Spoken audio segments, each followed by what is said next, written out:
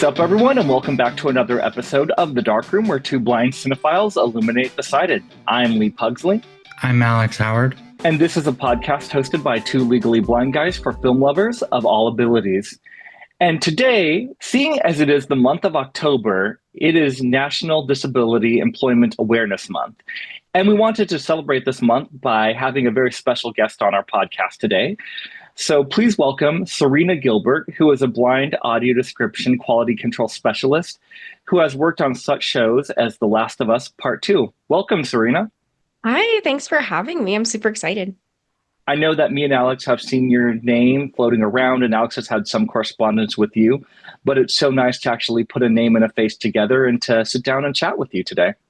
I am very excited. I can't wait to get into it.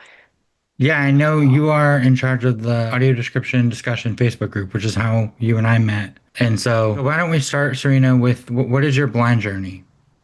Yeah, so I have retinitis pigmentosa. I got diagnosed with that, I think, like eighth grade, perfect time to be diagnosed with an eye condition. I've always had vision problems ever since I was even just 2 years old. That was just when a name was put to it. And all through middle school, high school, I kind of pretended I wasn't blind. I still had an IEP and all that fun stuff, but I didn't like to take advantage of my accommodations, which is really common amongst teens. In high school, I started using my accommodations and learned how to use JAWS, screen reader, and the white cane and all that fun stuff.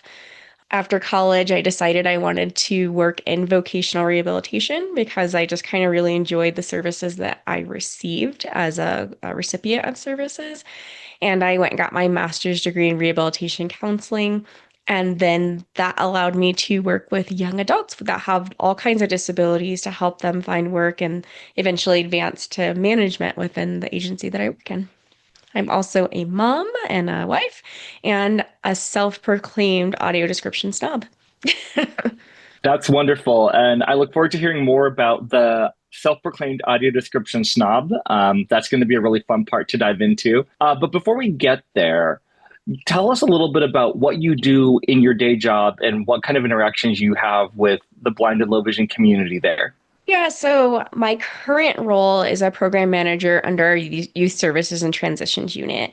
And in Colorado, we have a combined agency, which means that we serve both blind and low vision individuals, as well as individuals that have other types of disabilities. In some states, there's two different agencies that serve, so like maybe a commission for the blind. In Colorado, like we are a combined agency. So what I do on my day-to-day job is help to develop and support programs that will help any young adult with a disability be able to get employment.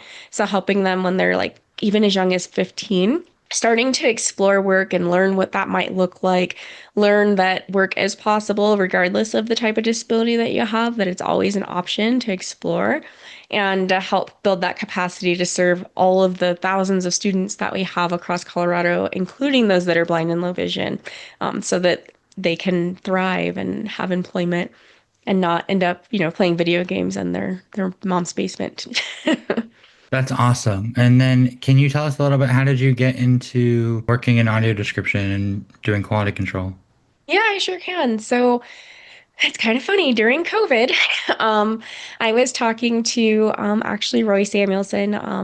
You guys probably are very familiar with him. He's a voice artist that's on a lot of pretty big shows. And that connection came through another podcast, ironically. And I told him, like, yeah, it'd be really cool to get into audio description. Like, I just don't know, like, how that works. And he's like, I have a project that you can do some quality control for me. You want to do it? And I was like, well, sure, I'll try it out. Like, why not? So we did a live quality control kind of session there. And we walked through and, like, I helped kind of like, hey, that line could be more concise. Like, let's move this line down a little, that sort of thing. From there, I kind of got the bug and I read up on different audio description quality control principles and did some good old internet research and found companies and sent my, letter of interest, and one hired me and trained me. And then I kind of blossomed out from there. And right now I just work for one company, but I love working for them. I work for Descriptive Video Works as a freelancer, and they treat me amazing. And they're just a really great company to freelance for. So that's where I get to do most of the work for. That's great. And for those listeners out there who may not know what audio description quality control is, can you just explain a little bit about what that role actually involves and what quality control means for audio description? Yeah, so I'll break it down like even a little deeper than that. A lot of people do not realize that with audio description, there's several people that come to that team to make that track happen. So it starts with having a writer actually write that script, and then a narrator or a voice artist to then record that script. And then typically that's when the quality control specialist comes in and listens to the track with the narration on it. And the audio description quality control specialist role is to, number one, make sure what was written was what was recorded, make sure what was written actually makes sense. There's not like big words that nobody knows what it means, and then you're distracted, and wondering what they were describing, keeping in mind the like audio description principles and the way that audio description should be set up and things like that. And then also making sure that it's culturally relevant, like that the terms that are being used make sense. Like, is this a show based in the UK or Canada or the US? Making sure those all align. And then culturally, as far as like subcultures and like minority type things as well. So a lot of people think, oh, cool, like you get to just watch audio description and like you just, sit there and eat your popcorn while you're doing it. And it's a different way to experience it. You're not just sitting there for entertainment, like you're rewinding, you're really looking at the lines, you're taking it in a different way than just being entertaining. Like, yes, it's fun because I get to watch shows pre-release quite often, but it's not like I'm just sitting on the couch with popcorn. So then how early do you get to see some of the shows? And in conjunction with that, were you a fan of The Last of Us before? And then you were like, oh, I get to watch season 2 early? Or was it more doing work and then watching it when it aired normally? As far as how like far in advance you get to watch titles, it really just depends. Sometimes there's things that have tight turnarounds and then you see it hit Netflix just a few weeks later. But then I've also had other projects that I did some QC work on that I didn't see hit the whatever platform until like 2 years later. So you just never know when it's going to come out. And as far as if I was a fan of The Last of Us, I actually was. I normally don't get into like post-apocalyptic type shows, but I was walking through the living room and my husband was watching it. And I was like, what's this? This looks really interesting. So I like watched the first season with him. When that season came on each week, we would sit down and watch it like every Sunday. And then I had an opportunity to help with part two. And I was ridiculously excited to be able to work on that. That one was a little bit different to work on because it was so obviously high profile. That one I did not get to have the recorded narrated track. Like I had the written script and I had the unnarrated track. So like obviously I could follow the show. And that is a little bit harder, obviously, because you have to follow the script and the time codes and make sure that you're keeping up with the action based on like audio cues and listening really closely. Now, you had mentioned that there are guiding principles for audio description that you kind of measure your quality control assessment with. In your opinion, what makes a good audio description track? What are those things that you look for when you're like, this is a very high quality audio description track? The first thing, this is more when I'm just being a consumer, not a quality control specialist. And you'll understand why I say this with my first one. Because when you're quality controlling, you don't always get the final mix of things because it's, they're going to mix it before they send it over. But when I'm just sitting at home as a fan, just watching it at home, the track has to be like completely and immersive where it doesn't feel like this was something that they added like after the fact. Like it feels like this was written and part of the show from the very beginning, including how it was mixed. We've all turned on like maybe a film and we're like, cool, I'll turn on the audio description. And the audio description's at like 100, but then the film's at like 30 and it's just like completely unenjoyable because you're being yelled at for half of it, but then you can't understand the dialogue for the other half. So that's a big deal with me is does the language and the mix and all that match the tone of the show? Or was this just a box that was checked off? The other piece that makes it really quality is pairing the right voice artist and voice talent with the type of show that it is, because not every voice can go on every single title. There's some children's shows that like it does not make sense to have certain voices on it because like that's not going to be engaging for a young child that has vision loss if it's like this monotone voice, but it's this animated like Pokemon show or something. And then using, the right choice of words. Like we don't need, I say this all the time, we don't need the SAT words if we can say it, with a middle school word and everyone's going to understand it. We don't need to get flowery with it. So those are the kind of the big things that I look for. Another thing about The Last of Us, that was one of the only shows that I can remember that actually credited the quality control at the end. Like usually, they'll say audio description produced by Descriptive Video Works, narrated by Roy Samuelson, but then he actually said QC by Serina Gilbert. How did that make you feel when that was started? That was a big deal. I was so, so excited because Roy was the one that actually shared with me, by the way, like this is gonna happen. Like I'm putting you and like I'm making sure that you're voiced, you're named and everything. And it's happened before, but on like much smaller projects, like possibilities with AFB. And I can't remember the name of the documentary. I should know this, but like the George Floyd documentary that was done a while ago. Like it's been voiced in smaller projects, but not something on like as big of a platform as Max. And it was just really cool to hear my name. Like, oh, my name's there. Like, granted, the sighted audience doesn't even know that that exists or, even listen to that, but it meant a lot to me. It was pretty cool. And rightfully, everyone that's involved with audio description in the creation should be credited. It's something that I'm a strong advocate of because there's so many people that put a track together and a lot of times they don't get the recognition they deserve. So I'm really happy to hear that you were credited for The Last of Us. It's pretty cool. I hope that it creates like a standard where that does become the norm, where maybe it's crediting like the writer, the narrator, the mixer, because it's not like HBO Max isn't mixing that audio description track. Point 360 mixes that track. Like there's a lot that goes into it, just like all the people whose names come up on those credits. Like that should be the norm. Exactly. And that's why we love having these types of interviews because it brings more awareness to the different parts of audio description, not just the writer and the narrator who do excellent work, but there's so many other pieces of the puzzle that fit together to make a comprehensive experience for the blind or low vision viewer. Now, you had mentioned that a lot of people think, oh, it must be fun just to sit and watch audio description all day and eat popcorn. But as we know, there's more to that goes into that process.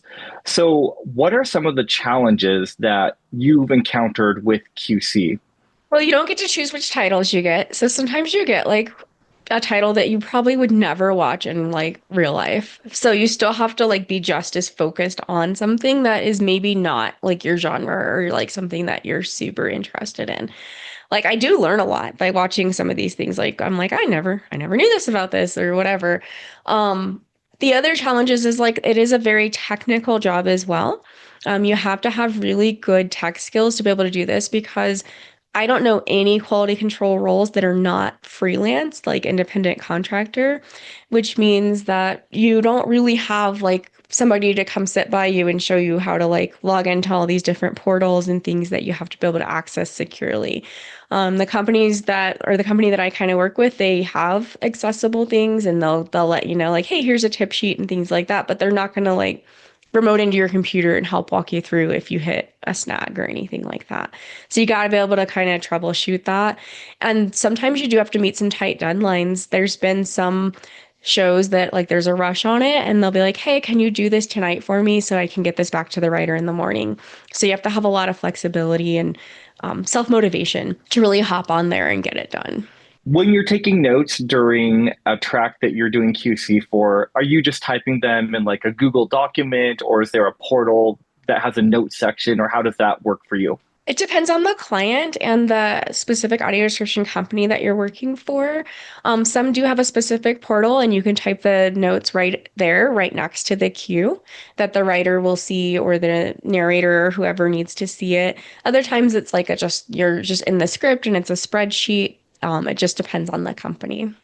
So then, yeah, how many times do you watch something through? Because I know Lee and I have done QC a couple times for some smaller projects, usually like short films, and we'll watch it two or three times, like once all the way through without stopping is the way I do it usually, and then I'll kind of make notes and then I'll go through.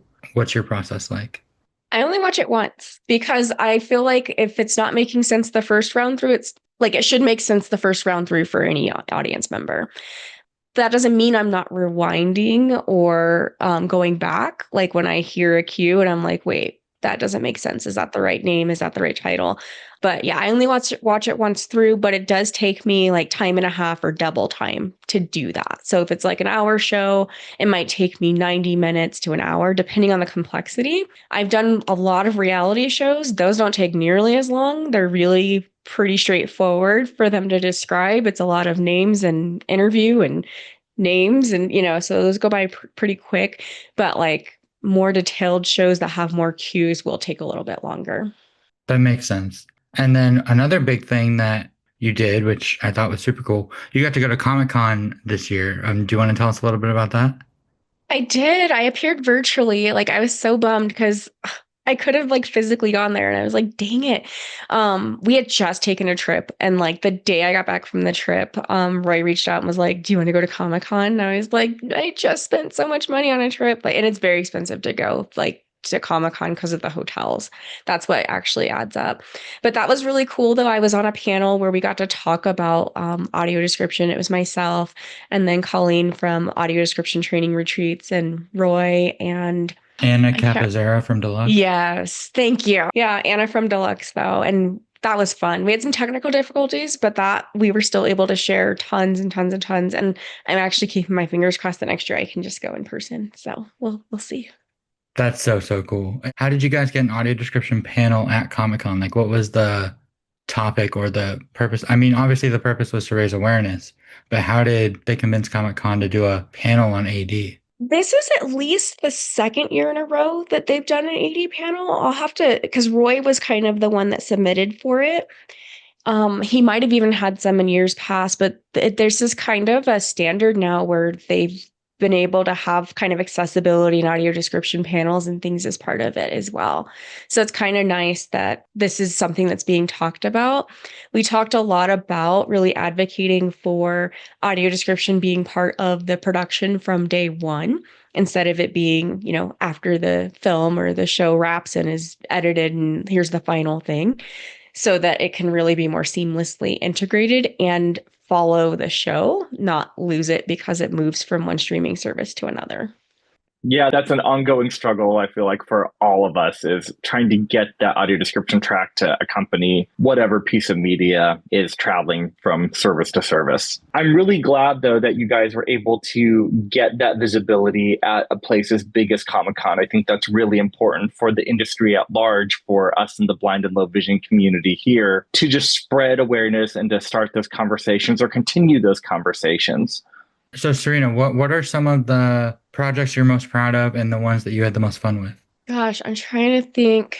I really did have fun with The Last of Us Part 2 because it was like a really collaborative, like it was a different approach to it. So normally I'm not in touch with like the director and like the recording people. And with the way that this one was, like the project manager was also like in the studio directing the voice talent. So when I would give notes, like he would be able to chat with me and be like, oh yeah, we don't know what that word means either. We're going to change it. Or, or he would be like, okay, so this is why this was selected. We went and reviewed it. And it was just really, really collaborative. So that one was really the most fun. And I think resulted in some really high quality audio description. Some of the other really fun ones, ironically, are the reality shows because there's just so much, like, there's so much funny things that get described where you're like, oh man, I wonder how long it took them to decide how to write that. And just seeing like how much work really goes into a writer, deciding how to describe what. And then one of my most interesting projects that I got to be a part of as far as quality control, it's kind of a spooky one on Netflix called Cassandra. And I don't want to give like too much away. You'll just have to kind of go watch the preview, but it's like a limited series. And like I said, October is probably the perfect time to watch it. And it's just it was very interesting. And the audio description was just beautifully written. And the type of series that it is, it required a lot of creativity in how to describe different things. So it was really cool. Serina, what in your spare time when you're not doing quality control, what kind of things do you like to watch? And do you find that it's hard to listen to AD because you're constantly like doing the quality control part of your brain? You read my mind, yes. I like to watch like kind of comedy type things. I'm probably gonna get tomatoes thrown at me for this. I never watched The Big Bang Theory like when it was on. So I'm like experiencing it for the first time now. And that whole series is audio described on Max, and it's just lovely to experience for the first time. I'm in the last season right now. So I tend to pick lighter things, but then I have this weird obsession with like medical dramas and things like that. One of my favorite things that I watched, I was telling Lee pre-show here that I watched The Pit on Max, which has amazing audio description on it. It's very, very well done. I didn't find myself QCing that as I was watching it because it was just perfect. And yes, I do find myself when I'm watching shows, like I'll be like, oh my God, they messed this up. They got to fix this. Or like this was not QC'd. And sometimes it's hard to turn that part of your brain off because it's just you know what the way it's supposed to be. And sometimes that's not always the standard that held for everyone. So with me for the pit specifically, it's hard because I feel like trying to remember the names of all the characters, and the AD uses the character name, so you have to Yes. remember that. Do you have trouble with that or no? I do if there's too many. And sometimes in a scene, like especially with a fast moving show like The Pit, they don't always have time to say like what character is speaking. Because it's dialogue heavy show. So you have to try to learn the voices too. And I agree with you. When there's a lot of characters in something like that, it does make it a little bit hard to keep track of who's who. Would you ever want to cross over into trying your hand at writing or narrating audio description and get more into that field? I would love to be able to do writing. And I think the technology might be getting there where we can eventually, because there's a lot of AI, and then maybe it can be, it'd be very interestingly, actually, the blind person does the audio description and then the sighted person does the QC to make sure we got it right. Um, that would be very, very interesting. So yes, and then narration, I actually kind of would like to, but I'm scared to. Like I don't know. I've talked to Roy about it before, and I'm just not there yet as far as like I know that time-wise that would be really hard for me to commit to right now, but I've always thought that both of those aspects would be super cool. You have a very nice voice that I could see fitting quite a few different audio description tracks. So hopefully that's of some encouragement to you. One day, one day. And then one more question for you. From the time that you started doing audio description QC until where we're at now, have you seen any trends or patterns that have evolved over the last couple of years as you've been doing it? I've seen it get more inclusive and it get more objective. I feel like in the past, audio description was almost censored for our community in a way. Like, there's gonna be raunchy stuff on TV, and you gotta describe it the way that that show calls for it to be described. And I feel like that's becoming more prevalent where it's not sanitized for us. And then I also feel like there's a lot more comfort in describing like races and what people look like on television so that we can really get a picture of a character as opposed to just saying a beautiful girl walks by. Like that means nothing to me. Like beautiful is subjective. So you've got to say what that person looks like so the person themselves can decide if they think she's attractive or not. So I've been seeing a lot more of those things happening, which I think is amazing for audio description. One thing that I have also been seeing, which I don't like, and I'm sure you both have opinions on this too, is the increase in like text to speech for audio description.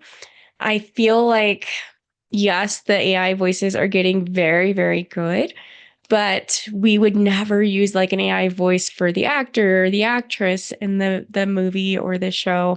And I don't feel like we should use an AI voice in something that is scripted like that. Now, if it's like an educational thing and it's more information sharing, I see that as different. Or on social media, I see that as different. But if this is something that is like beautifully crafted and then you've got this robotic voice, like that's just not that fair to our audience. I'm in total agreement with everything you just said. I think that this should be treated the same way that you would treat any other creative part of the filmmaking or television production process. Yes, completely agree. Yeah, and I'm totally on board with you too, and especially like what you were saying before. I mean, I think we've talked about describing a girl as pretty or beautiful, that doesn't tell us anything. And a lot of the other trends that you've said, I think we've talked about a couple times on the podcast. So we are in complete agreement there. Are there any shows that you would love to do QC for? Oh, let me think, because there are some where I'm like, dang it, I wish I would have gotten that assignment. Bridgerton would have been really cool just to like, I don't know, because it's like a whole different world. And trying to think of like the pit would have been really cool to QC that because I just love medical stuff. Yeah, that's probably the ones that come to mind, like as far as like big titles and things like that. Like I've done some pretty prevalent and high profile titles, which is really cool to have those opportunities. But yeah, I anything medical and I'm in. And then do you want to do a little promo for the Facebook group in case some of our listeners would like to join in on the conversation? Yeah, so we have a public Facebook group called Audio Description Discussion Group. You can just type in audio description discussion on Facebook. And I don't even know how many members we have in there now because it just grows every week. But that is a forum where you can ask questions about audio description. If you're wondering if there's an audio description track on like a streaming service or something like that, you can ask questions. There's a lot of writers and narrators and audio description people, like industry people. Like you'd be surprised who's in that group. There's like lots and lots of people who do see what's in that group, and change does happen from the advocacy that comes from that group. And that group is how Lee and I met too. Awesome. That's really cool. Yeah, it has been really exciting to see the changes that do come from the discussions that happen on the audio description Facebook group. Seeing, someone will throw out something like a post where someone wonders if something has audio description or is sad that a project doesn't have audio description. And then you see a post a few weeks later that says, now this project has audio description. So I love the fact that this group exists, and I love the fact that it really can implement real change because we've seen it happen in real time. So, Serina, I don't know if do you have Letterboxd or no? I don't know what that is. Okay, What is it's a this? What is movie this? social media thing. It's like you can rank and review and keep track of the movies you're watching and stuff. Basically, when Letterboxd does interviews on red carpets, they ask people what their four favorite movies are on Letterboxd. So, what are your four favorite movies? Oh no, this was not in the show notes, Alex. Um, Oh my gosh. Okay. So I'll just go with movies that I can watch on repeat, and they're all like total like reflection of my like teenage college days because I don't watch as many movies like now. So I love The Hunger Games. I also love Clueless. These are no order. Like these are very lame movies. I know, I'm sorry. Which both those do have audio description. What else? Oh, I love Aladdin. I know that's weird because of the whole new world, not the live person one, like the original, the animated one. And then, gosh, you said four? I'm trying to think what I could watch on repeat if like I only could choose four movies. Probably Home Alone. I love Home Alone too. Oh, those are great choices. Yeah, those are, and I think all of those have audio descriptions, so that's great. They do. I love all Um, of those movies as well. You have really good taste. Okay, I felt like a dork because I was like Clueless, yeah, but I'm a '90s baby, so oh no, I watched that for the first time this year actually with AD. yes, it's on Paramount with AD, which is really cool.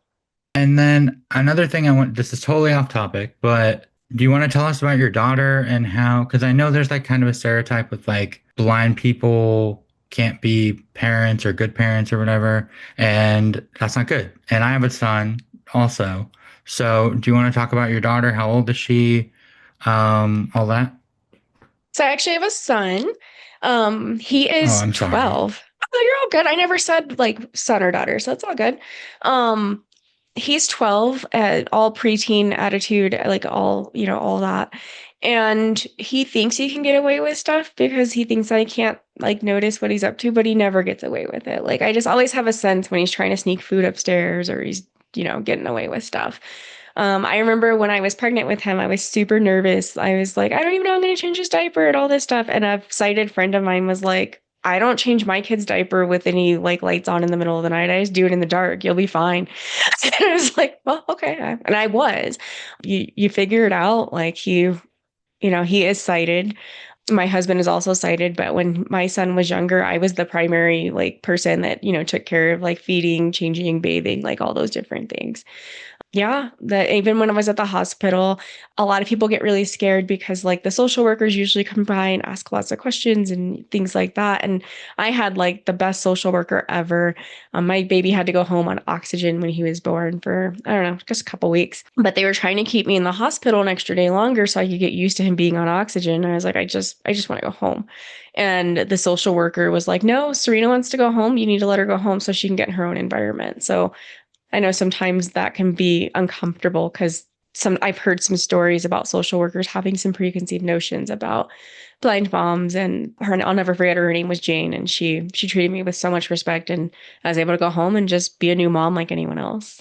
That's amazing. I totally feel I struggle. Okay, so quick parenting question, totally off topic. I'm sorry. This is the last non-movie related question. Oh, it's all good. So for me, when I go see my son, I take him to the park and he runs around. And I was like, last time I was there, I was like, oh, I'm gonna put him in a bright colored t-shirt so I can see where he is. So I had him in bright red, and of course, Spider-Man is massive. So then two other kids came in with bright red Spider-Man shirts, and I was like, okay, now I have no clue which one is my son. Did you have Yeah. trouble with that?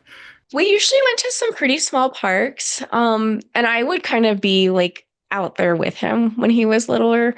And then as he got older, he got more freedom, and I was just like, whatever, come back over if you need something, you know? Yeah, yeah. But I've also heard of individuals putting like the bells and things on them so that they can kind of hear where they're at and stuff like that. And then kids kind of adapt. Like they get used to checking in every once in a while and Oh, like, for I'm over sure. here, so I just don't stress about it anymore. Yeah. No, it's more embarrassing for me because I'll go up to someone and be like, "Hey," and then I'll be like, "Oh, that's not okay." Yeah, yeah. Just call the name out. They'll come to Yeah, you. exactly. How old is your son? He's 5. Oh yeah, he's that age. He'll come to you. Yeah, and I can't keep up with him, so I was just like, "Okay, Yeah. go run." He'll run back to me. But You did put you an have air any? tag on him Oh, there you go. and just, set it off when you're ready to go. Like, I went to horror nights a couple weeks ago, and my friends were joking they should put an air tag on me because there were a couple times I got separated from them, and it was like, "Oh yeah, let's next year let's just put an air tag on me, and it'll be fine." yeah. I always say that people within the disabled community were some of the most resourceful and innovative people to figure out problem solving or how to do things in creative and adaptable ways. And I think I take pride in the fact that we can contribute that. Serena, do you have anything that you want to promote or anything coming up? I have anything Or coming up, but if anyone wants to connect with me, I am most active on Facebook and TikTok. So my handle is Blindy Girl on Facebook, spelled BLINDY girl.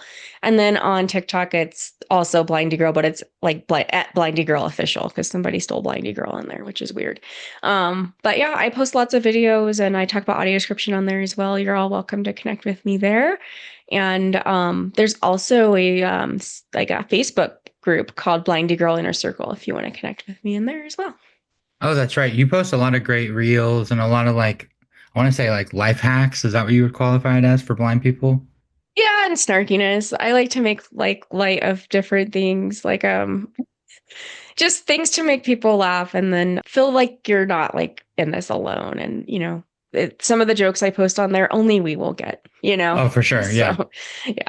That's so important too, to know that we are not alone on this journey. And also, laughter is a very good thing, especially with everything happening right now in the world. 100%. So yeah, if you guys are interested, go check out Serena on Facebook and TikTok and join us on the audio description discussion. I mean, Lee and I are there. Serena is one of the admins. John Stark is there. A lot of the people we've had on the podcast are in there. So if you're interested in AD, if you have any, I don't want to say complaints, if you have any questions, all that stuff, join the AD group and the conversation. And if you have any questions or comments for me and Alex, you can always reach us at darkroomfilmcast@gmail.com. Once again, that's darkroomfilmcast@gmail.com. And you can follow us on Instagram at darkroomfilmcast and subscribe to our YouTube channel at darkroomfilmcast as well. And we'd like to thank Matt Lauterbach and All Senses Go for making captions of this podcast possible, as well as BlindCan for helping out with editing. Well, thank you so much. And Serena, thank you once again for being here. This has been a pleasure to talk to you, and happy National Disability Employment Awareness Month to you as well. Thank you for having me. I enjoyed it. And thank you all for listening. We'll see you back here next time on The Dark Room. Take care, guys.